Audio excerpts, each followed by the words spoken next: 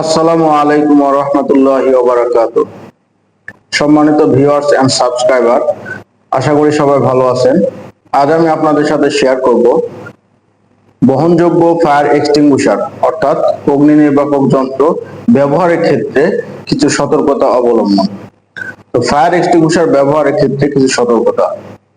তো fire extinguisher যেহেতু আমাদের কাছে খুবই গুরুত্বপূর্ণ একটি যন্ত্র, এই ফায়ার এক্সটিংগুইশার যদি সঠিকভাবে আমরা ব্যবহার করতে পারি তাহলে অনেক বড় বড় অগ্নিকাণ্ড মোকাবেলা করা আমাদের পক্ষে সম্ভব হবে। তো ফায়ার এক্সটিংগুইশার ব্যবহারের জন্য আমাদের কিছু সতর্কতা অবলম্বন করতে হবে। তো চলুন দেখে আসি ফায়ার এক্সটিংগুইশার ব্যবহারের জন্য কি কি সতর্কতা অবলম্বন করতে হবে। 1 নাম্বার, ফায়ার এক্সটিংগুইশার বা অগ্নি নির্বাপক যন্ত্র ব্যবহার করার জন্য অবশ্যই বাতাসের অনুকূলে দাঁড়াতে হবে, অর্থাৎ বাতাস যেদিকে প্রবাহিত হবে তার উল্টো দিকে দাঁড়াতে হবে। তা না হলে যদি আমি বাতাসের দিকে দাঁড়িয়ে ফায়ার এক্সটিংগুইশার ব্যবহার করি তাহলে ফায়ার এক্সটিংগুইশারের যাবতীয় উপাদানগুলো আমার গায়ে লেগে যাবে, এতে করে আমি নিজেই ক্ষতিগ্রস্ত হতে পারি। এই জন্য যখন এই ফায়ার এক্সটিংগুইশার আমি ব্যবহার করব অবশ্যই আমাকে বাতাসের অনুকূলে অর্থাৎ বাতাসের পিছনে দাঁড়িয়ে তারপরে আমাকে ফায়ার ফাইট বা ফায়ার অগ্নি নির্বাপক যন্ত্র ব্যবহার করতে হবে। 2 নাম্বার হচ্ছে ফায়ার এক্সটিংগুইশার দিয়ে অগ্নি নির্বাপন করার সময় যতটুকু সম্ভব নিরাপদ দূরত্ব বজায় রেখে ফায়ার এক্সটিংগুইশার ব্যবহারের সময় যতটুকু সম্ভব আগুনের নিকটবর্তী হওয়া এবং নিরাপদ দূরত্ব বজায় রাখা। কারণ ফায়ার এক্সটিংগুইশার যখন ব্যবহার করব তখন যদি আমি খুব আগুনের কাছে গিয়ে ফায়ার ফাইট করি তাহলে আমার ক্ষতি হতে পারে। যদি আমি আগুনের খুব কাছে গিয়ে ফায়ার ফাইট করি তাহলে সেখানে আমি ক্ষতিগ্রস্ত হতে পারি বা আমার ক্ষতি হতে পারে, এবং যদি আমি দূরত্ব বেশি রেখে ফায়ার ফাইট করি তাহলে হয়তোবা আমি সঠিকভাবে অগ্নি নির্বাপন করতে পারবো না। এই জন্য ফায়ার ফাইট করার সময় আমাকে অবশ্যই যতটুকু সম্ভব আগুনের নিকটবর্তী হয়ে নিরাপদ দূরত্ব বজায় রেখে আমাকে ফায়ার এক্সটিংগুইশার ব্যবহার করে অগ্নি নির্বাপন করতে হবে। 3 নাম্বার হচ্ছে ড্রাই কেমিক্যাল ফায়ার এক্সটিংগুইশার ব্যবহারের ক্ষেত্রে আপনাকে অবশ্যই সতর্কতা অবলম্বন করতে হবে যাতে করে এই ড্রাই কেমিক্যাল পাউডার নিঃশ্বাসের সাথে শরীরে প্রবেশ না করে। কারণ এটা যেহেতু এক ধরনের কেমিক্যাল, সেক্ষেত্রে যদি আমি নিঃশ্বাসের সাথে শরীরের ভিতরে প্রবেশ করাই তাহলে আমার ক্ষতি হতে পারে। 4 নাম্বার হচ্ছে কোনো ফায়ার এক্সটিংগুইশার বা ফায়ার এক্সটিংগুইশার ব্যবহার করার সময় কখনো মানুষের শরীরে সরাসরি ব্যবহার করা যাবে না। 5 নাম্বার, ফোম ফায়ার এক্সটিংগুইশার ব্যবহারের সময় কার্যকরী ফোম তৈরি করার জন্য ফায়ার এক্সটিংগুইশারের নজেলটি কখনো ঘোরানো যাবে না, অর্থাৎ নাড়াচাড়া করা যাবে না। তাহলে আমাদের আগুন নেভানোর জন্য যে ফেনা অর্থাৎ ফোম তৈরি করতে হবে এই ফেনা উৎপন্ন হবে না, কার্যকরী ফেনা উৎপন্ন হবে না। এতে করে আমাদের অগ্নি মোকাবেলা করা কষ্টসাধ্য হয়ে যাবে। এই জন্য কার্যকরী ফোম উৎপন্ন হওয়া পর্যন্ত নজেলটি ঘোরানো যাবে না।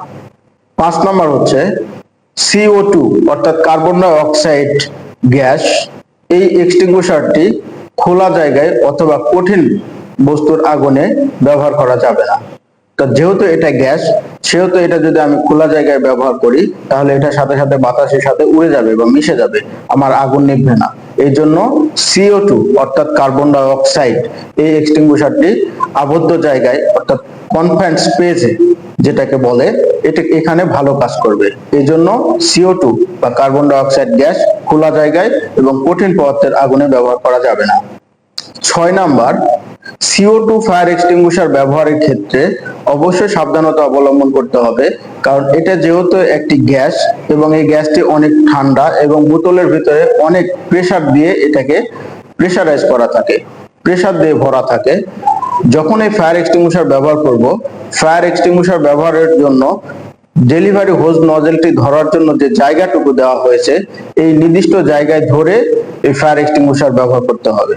CO2 ফায়ার এক্সটিংগুইশার ব্যবহারের জন্য ডেলিভারি হোজ নজেলে অর্থাৎ ডেলিভারি হোজ পাইপ নির্দিষ্ট একটি ধরার জায়গা রয়েছে, এই নির্দিষ্ট জায়গায় ধরে CO2 অর্থাৎ কার্বন ডাই অক্সাইড ব্যবহার করতে হবে। তা না হলে আমার হাত ঠান্ডায় জমে যাওয়ার সম্ভাবনা থাকে। তো CO2 অর্থাৎ carbon die oxide fire extinguisher ব্যবহারের সময় ফায়ার এক্সটিংগুইশারের ডেলিভারি নজেল অর্থাৎ ডেলিভারি হর্ন ধরার একটি নির্দিষ্ট জায়গা আছে, এই নির্দিষ্ট জায়গা ধরে এই নির্দিষ্ট জায়গায় ধরে CO2 ফায়ার এক্সটিংগুইশার ব্যবহার করতে হবে। তা না হলে যেহেতু কার্বন ডাই অক্সাইড গ্যাস অনেক ঠান্ডা, এই জন্য এটা ব্যবহারের জন্য আলাদা ধরার একটি জায়গা দেওয়া হয়েছে। এই আলাদা জায়গায় ধরে এটা ব্যবহার করতে হবে।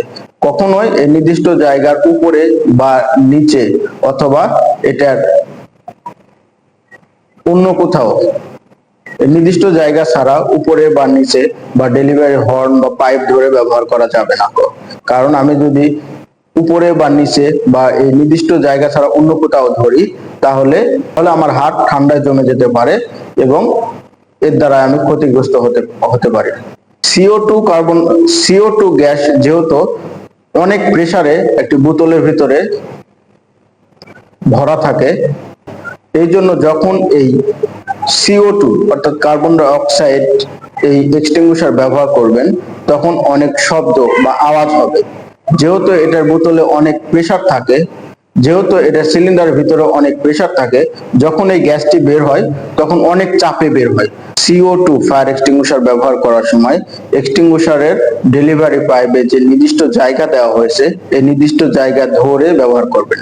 তাছাড়া আপনার হাত ঠান্ডায় জমে যাওয়ার সম্ভাবনা থাকে। যেহেতু CO2 অর্থাৎ কার্বন ডাই অক্সাইড গ্যাস অনেক চাপে বোতলের ভিতরে অর্থাৎ সিলিন্ডারে ভরা থাকে, এই জন্য এটা যখন ডিসচার্জ করা হয় তখন অনেক চাপের কারণে অনেক শব্দ হয়। তো যখন এটা শব্দ হবে তখন ভয় পেয়ে আতঙ্কগ্রস্ত হওয়া যাবে না। যেহেতু ভিতরে সিলিন্ডারের ভিতরে যেহেতু অনেক চাপ থাকে এবং এই চাপটা যখন এই চাপটা যখন ছেড়ে দেওয়া হয় তখন অনেক শব্দ হবে। তো ভয় পাওয়া যাবে না, ভয় পেয়ে আতঙ্কগ্রস্ত হওয়া যাবে না। এছাড়াও অগ্নি নির্বাপনের সময় আরো কিছু সতর্কতা অবলম্বন করতে হবে, যেমন কেমিক্যালের আগুনে পানি ব্যবহার করা যাবে না। কারণ পানির আঘাতে কেমিক্যালের আগুন আরো চারিদিকে ছড়িয়ে যাওয়ার সম্ভাবনা থাকে। এতে আগুনের বিস্তার আরো বেড়ে যাবে। আগুন নির্বাপন করা বা আগুন মোকাবিলা করা আমাদের জন্য আরো কষ্টসাধ্য হয়ে যাবে। যার কারণে কেমিক্যালের আগুনে পানি ব্যবহার করা যাবে না। তেলের আগুনে পানি ব্যবহার করা যাবে না, কারণ আমরা সবাই জানি তেল এবং পানি কখনো একসাথে মিশে না। তো তেলের আগুনে যদি আমি পানি ব্যবহার করি তাহলে আগুনটা আরো চারিদিকে ছড়িয়ে ছিটিয়ে যাওয়ার সম্ভাবনা থাকে, আগুনের বিস্তার বেড়ে যাওয়ার সম্ভাবনা থাকে।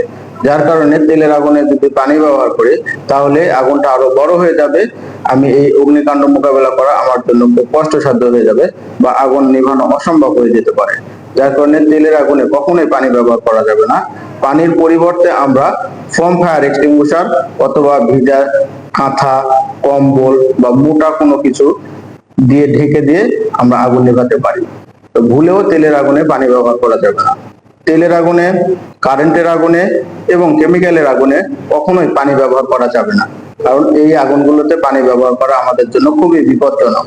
এই জন্য সবসময় সতর্ক থাকতে হবে যে তেলের আগুন, কেমিক্যালের আগুন এবং ইলেকট্রিক ফায়ার অর্থাৎ বৈদ্যুতিক আগুনে কখনো পানি ব্যবহার করা যাবে না, কারণ এই সকল আগুনে পানি ব্যবহার করা আমাদের জন্য খুবই বিপজ্জনক এবং ঝুঁকিপূর্ণ।